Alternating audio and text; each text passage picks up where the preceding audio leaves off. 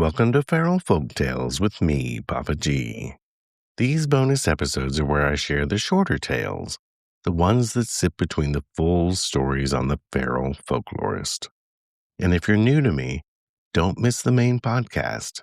That's where the 30-minute hauntings and deeper folklore take shape.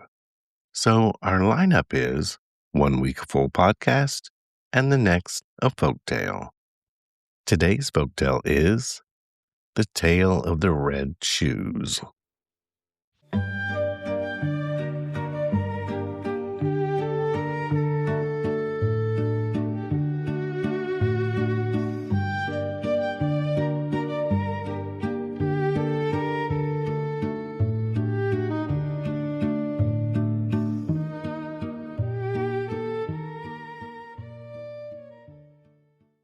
There was a poor girl who got fixated on a pair of red shoes.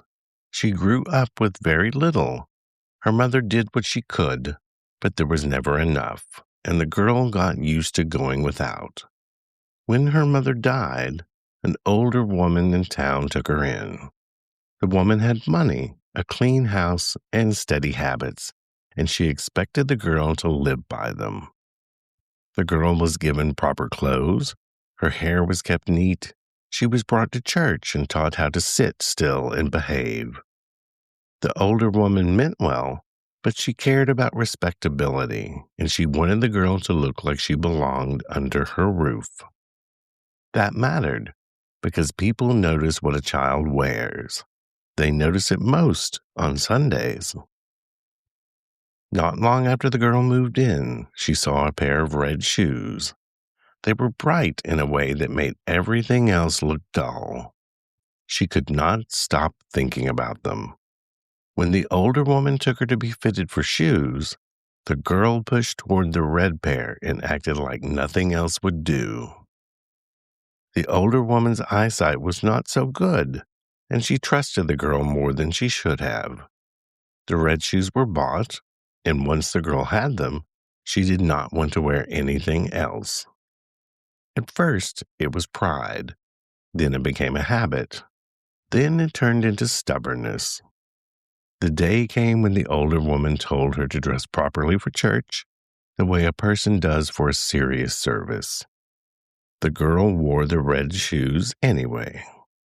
She walked into the church and felt eyes on her right away. Nobody shouted. People did not do that. They looked. They whispered. They let judgment sit in the air. The older woman noticed too late and was angry when they left. She told the girl those shoes were not to be worn again. The girl nodded like she heard her, but she did not take it in. Outside the churchyard, a soldier was standing near the gate. He watched the girl's feet and smiled. He pointed out that red shoes were meant for dancing. Then he tapped the toe of one shoe with his hand. That is when the trouble starts. The girl takes a step, and the step does not end where she intends. Her foot pulls forward again, then again. The other foot follows. Her legs move faster than her mind can keep up with, and she is suddenly dancing in the road with no music and no choice. She tries to stop and cannot. She tries to grab her fence post and cannot hold on. She tries to sit down and cannot get her feet to settle. People see her spinning and jerking along the lane, and they keep their distance because nobody wants to be knocked down or dragged into it. The older woman calls out for help, but there is nothing anyone can do except watch the girl get pulled farther and farther away from where she started. She dances until her lungs burn. She dances until her legs shake. When she stumbles, the shoes force her up again. They keep her moving like a thing that has decided she belongs to it. By the time she reaches town again, it's dark. She tries to go into the church because it is the safest place she knows. She reaches the door, and she cannot cross the threshold. It's not just fear. Her feet will not let her enter. It forces her to spin around and pushes her back out the same way she came into the churchyard. After that, the town starts treating her like a warning. People move their children out of the way when she comes down the road. They keep their hands to themselves. They do not want to touch what has gotten a hold of her. The girl goes on like that until she can hardly stand it. She stops hoping the shoes will get tired because they do not. She stops hoping she can outlast them because her body is not made for that. Finally, she goes to the one man in town who has tools for ending things. She begs him to cut the shoes away from her because she cannot live like this. She begs him the way a person begs when they have reached the end of their rope. He does what she asks. The red shoes do not stop. They dance away without her. People said afterwards that the shoes went down the road as if they still had work to do, stepping and turning until the sound faded into the distance.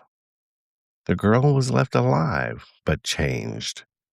She learned what it means to need help for simple tasks. She learned what it meant to be humbled in front of the same town she wanted to impress. After that, she stopped chasing anything bright that pulled attention too fast. She only wanted to be normal again.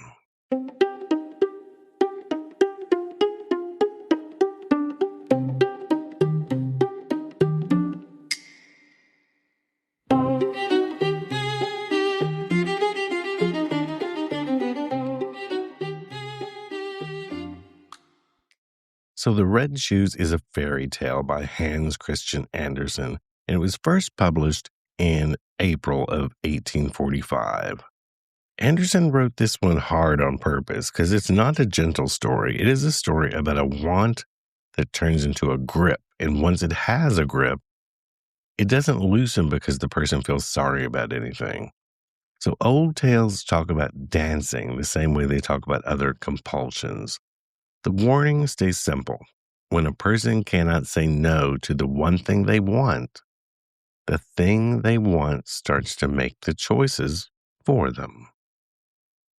I'm Papa G, and this is Feral Folk Tales. Until next time.